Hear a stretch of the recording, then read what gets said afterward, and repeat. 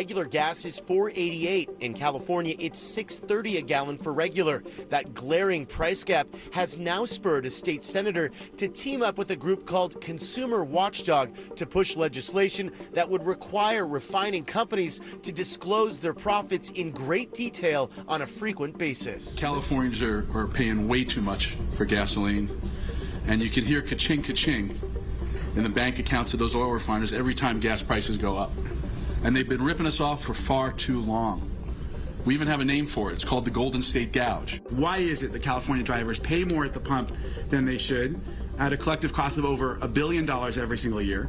So our bill, Senate Bill 1322, will require state oil refineries to publicly disclose the average monthly price that they pay for crude oil and the profit margins that they're making on the gasoline that they refine and sell.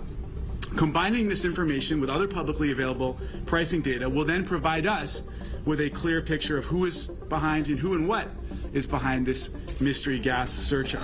Oh, my goodness. Consumer Watchdog President Jamie Court says Governor Newsom's recent signing of SB 1322, which will require the state's oil refiners to report monthly on the cost of the crude oil they buy and their profits made per gallon, could be a significant step in addressing the soaring prices. Your car's computer could be tracking and reporting your every move, just like a cell phone. Great. A report from Consumer Watchdog highlights privacy concerns for owners of connected cars.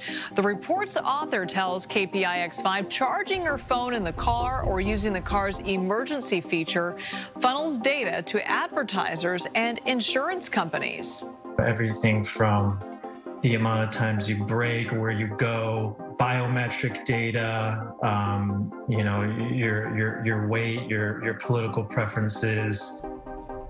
He says there are companies that want to bring advertising to your dashboard, but a California Privacy Rights Act could possibly include a way for drivers to opt out and prevent their information from being gathered.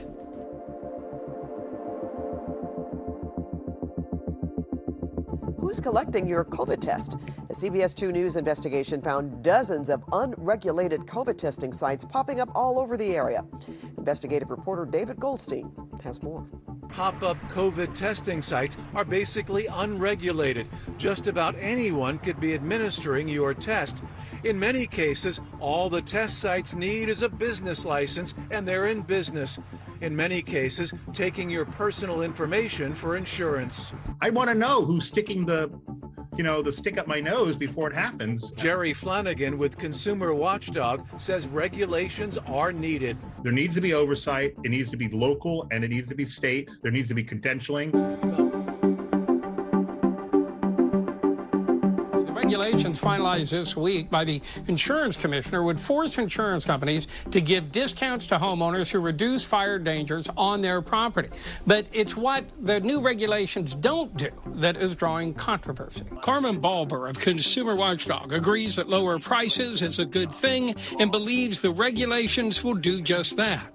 But she fears it does nothing to reduce non-renewals. If I go to an insurance company and it refuses to sell insurance to me, it doesn't matter what the price is, I can't pay it. It's not available at any cost.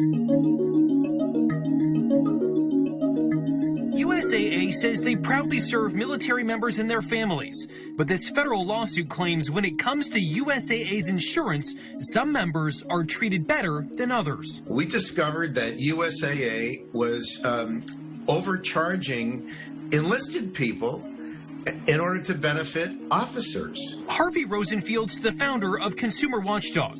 He's filed a class action lawsuit on behalf of two veterans. USAA is treating enlisted people worse, charging them more for auto insurance than they charge officers.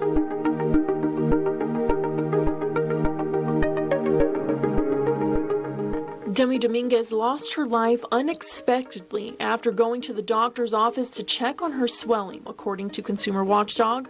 Demi's mom says in her case, her concerns were brushed off by the doctor and she fears for other expectant mothers under this doctor's care. Bakersfield mothers and babies. According to Consumer Watchdog, the doctor in question is a repeat offender who's been practicing even following the death of Dominguez and her son. He was only expecting probation starting this month. The families involved don't know how many women and how many babies are going to have to die before the medical board steps in and protects patients in Bakersfield.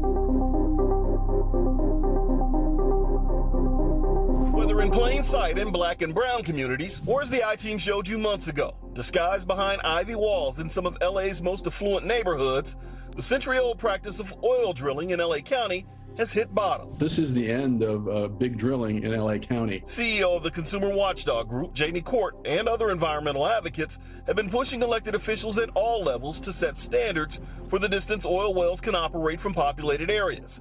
They wanted setbacks of at least 2,500 feet from communities.